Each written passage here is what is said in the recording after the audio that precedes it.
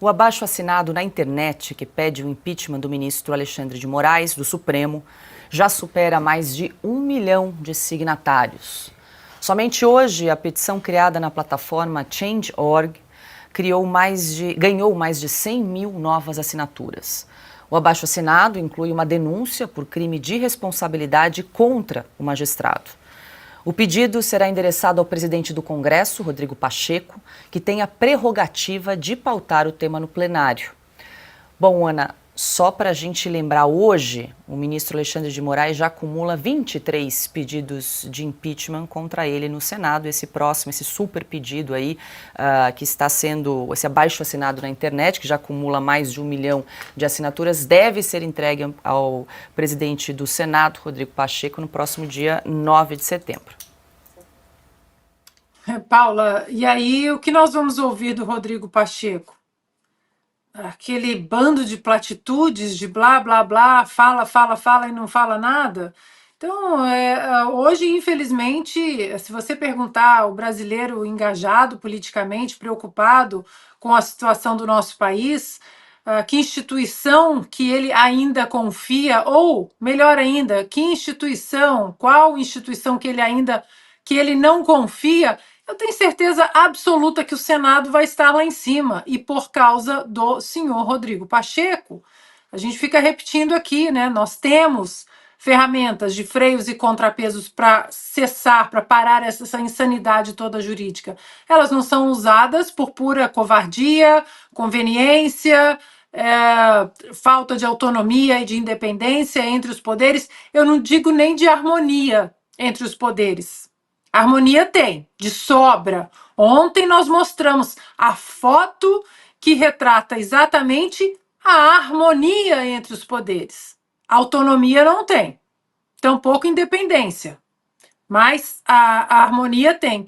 Então, já houve outros pedidos de impeachment para o Alexandre de Moraes que superaram a casa dos 5 milhões de assinaturas. Aí, a foto da harmonia entre os poderes, né? Olha como os poderes são harmônicos.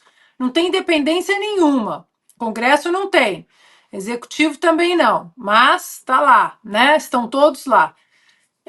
Então, Paula, a questão é: o Senado vai ficar de joelhos até quando? Tentando salvar as cabecinhas ali das guilhotinas jacobinas.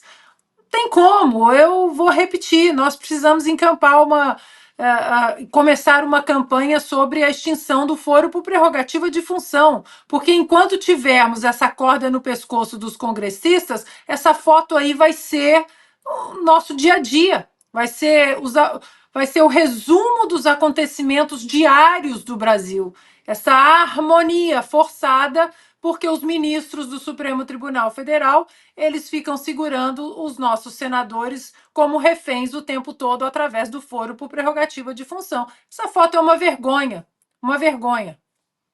Pois é, Piotr, além da questão do foro por prerrogativa de função, afinal de contas os senadores são julgados pelo Supremo Tribunal Federal, tem também uma questão de conflito de interesses, né?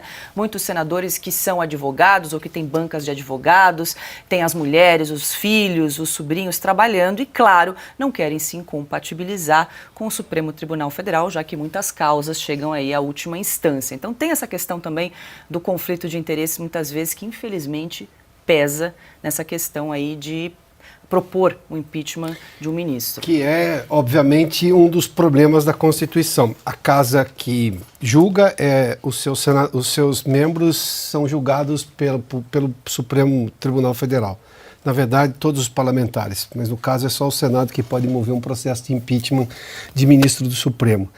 E aí nós temos um conflito de interesse que, claro, o interesse prevalece. Na verdade, é o temor, não é exatamente o interesse. Num Supremo que é ativista, alguma dúvida que geraria problemas, revanchista até, porque a gente viu, o primeiro movimento lá atrás, numa das poucas coisas que Rodrigo Pacheco acertou em relação a manter a autonomia do Congresso Nacional, no caso do Senado, e aprovou, agora o Lira pretende dar andamento, mas é preciso verificar se isso realmente vai acontecer depois dessa reunião que a gente mostrou a foto aí, que foi justamente sobre proibir pela lei, decisões monocráticas e ministro supremo que avancem, que afrontem decisões do colegiado, ou seja, do Congresso Nacional e do Executivo. Uma decisão monocrática do ministro não poderia fazer isso, apenas a decisão do colegiado. O ministro Gilmar Mendes chamou os senadores todos de pigmeus morais. Imagina só se era para tanto, sem contar a grosseria do termo e tudo mais. Isso depende de avanço na Câmara, que estava lá também, se não me engano, 8 meses parado. O Arthur Lira não deu um andamento. O que também é outro abuso. Por que não? Se o Senado se manifestou, põe para votar. Se a Câmara disser sim ou não, pelo menos tem-se uma resposta. Agora colocou isso como moeda de troca, de pressão para o Supremo, digamos, ceder um pouco. Fato é que nessa reunião, pelo que foi apurado, e ontem eu ouvi uma outra história que não foi exatamente só de sorrisos, essa é a parte da fotografia. O Arthur Lira reclamou, até porque está pressionado pelos deputados, e reclamou muito, em relação especificamente, olha, vocês estão jogando juntos. O Executivo, que está querendo dinheiro das emendas dos parlamentares, que usavam de escolha própria para saber para onde ia o dinheiro, né, o destino daquele dinheiro, está querendo usar esse dinheiro para aquelas obras que o governo não consegue concluir porque gasta demais. E estava usando justamente o Supremo, o que não é novidade. Se a gente lembrar agora, recentemente, na questão da reoneração, que houve decisão já do Congresso ontem, vai ser paulatina a partir do ano que vem, mas não mexe nada em relação a este ano, vai continuar desonerado este ano, o governo recorreu, depois de uma decisão no Congresso, veio o veto do Lula, o que tudo bem, isso é da democracia, o Congresso derruba o veto, promulga a decisão, o governo vai lá e recorre ao Cristiano Zanin, que deu uma liminar, voltando à reoneração. Ou seja, num ato completamente monocrático, sobre uma decisão, podemos chamar de decisão decidida, né? Porque foi decidida várias vezes. O Congresso se manifestou sobre o assunto. Então, quer dizer, há um incômodo sim do Congresso, mas aí a questão é saber o quão grandes são os dois integrantes do Congresso ou que tipo de pressão maior será capaz de movê-los a